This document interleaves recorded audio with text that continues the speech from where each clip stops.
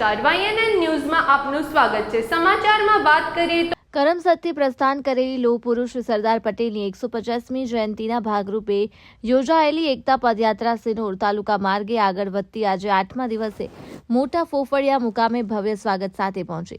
બાંગ્લાદેશ વિસ્તારમાં યાત્રાના પ્રવેશ સમયે શ્રી છોટુભાઈએ પટેલ લર્નિંગ ઇન્સ્ટિટ્યૂટના વિદ્યાર્થીઓએ બેગ પાઇપર બેન્ડના સૂર સાથે યાત્રાનું ઉષ્માભર્યું સ્વાગત કર્યું। આ પદયાત્રામાં મહામહિમ રાજ્યપાલ આચાર્ય દેવવ્રત, આદિજાતિ વિભાગના મંત્રીઓ નરેશ પટેલ, PC બરંડા તેમજ વિસ્તારના ધારાસભ્ય અક્ષય પટેલ જોડાયા હતા।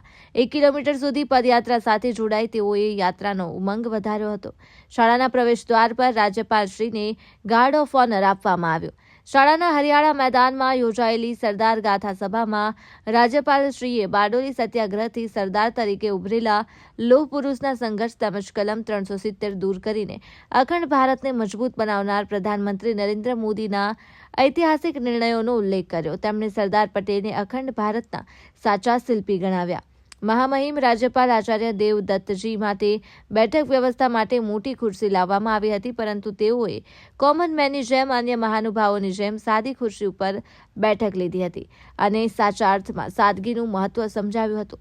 મહામહિમ રાજ્યપાલ શ્રી આચાર્ય દેવવ્રતજીએ આ પ્રસંગે નિવૃત્ત સૈનિક અરવિંદ પટેલ, ગૌ અધિકારી પ્રકૃતિ ખેતી કરનાર જીતેન્દ્રભાઈ પટેલ, PhD પ્રાપ્ત કરી બેટી બચાવો બેટી પઢાઓ સૂત્રને સાકાર કરનાર કોમલબેન સંજયભાઈ પટેલનું સન્માન કરવામાં આવ્યું। ધારાસભ્ય અક્ષય પટેલે આભાર વિધિ વ્યક્ત કરી। કાર્યક્રમમાં પૂર્વ મંત્રી, જિલ્લા પ્રમુખ સહિત ભાજપના પદાધિકારીઓ અને કાર્યકર્તાઓ હાજર રહ્યા। બાળકોની રંગબેરંગી વેશભૂષા અને બેગ પાઇપર બેન્ડ યાત્રાનું મુખ્ય આકર્ષણ બન્યા। યાત્રાને આગળના બિતલી મુકામે રંગીન વિદાય આપવામાં આવી।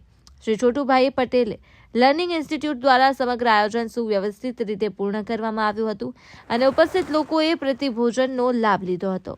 વહીવટીતંત્રની સતર્કતાથી સમગ્ર કાર્યક્રમ સફળતાપૂર્વક પાર પડ્યો હતો। કૃણાલ દરજી, સિનોર।